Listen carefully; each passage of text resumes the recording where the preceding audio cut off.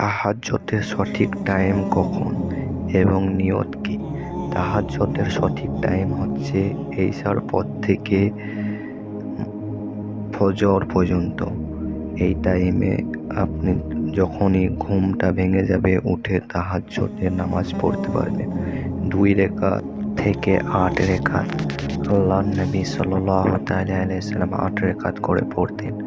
আল্লাহর নবী সাল্লাল্লাহু তাআলা আলাইহি ওয়াসাল্লাম বলেন, যে ব্যক্তি তাহাজ্জুদ নামাজ পড়ার জন্য দয়ার পরিপাতী হয় তখন আল্লাহ তাআলা তিনাকে দেখে মুস্কুরায় এবং ফেরেশতাদের কাছে তিনার প্রশংসা করেন। সুবহানাল্লাহ। আল্লাহ তাআলা তিনার তাহাজ্জুদ নামাজ পড়ার তৌফিক দান করেন। যিনি আল্লাহ তাআলা সঠিক মুমিন এবং সাচ্চা মুসলমান। আল্লাহ তাআলা যেন আমাদেরকে সকলকে তৌফিক দান করুক, আমিন।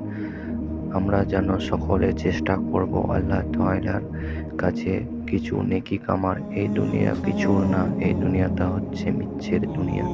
তাই সকলে চেষ্টা করব 5 ওয়াক্ত নামাজ পড়া এবং সাথে তাহাজ্জুদ পড়া, ইনশাআল্লাহ। এই হচ্ছে নিয়ত হচ্ছে এইটা।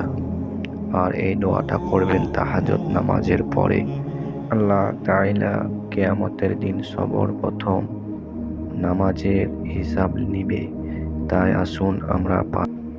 আসুন আমরা সকলে 5 ওয়াক্ত নামাজ পড়ি এবং ইবাদত করি।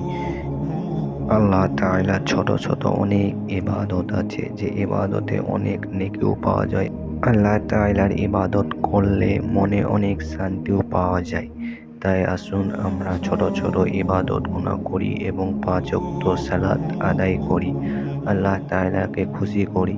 কাল কিয়ামতের দিনে সকলে মিলে একসঙ্গে জান্নাতে প্রবেশ করব ইনশাআল্লাহ।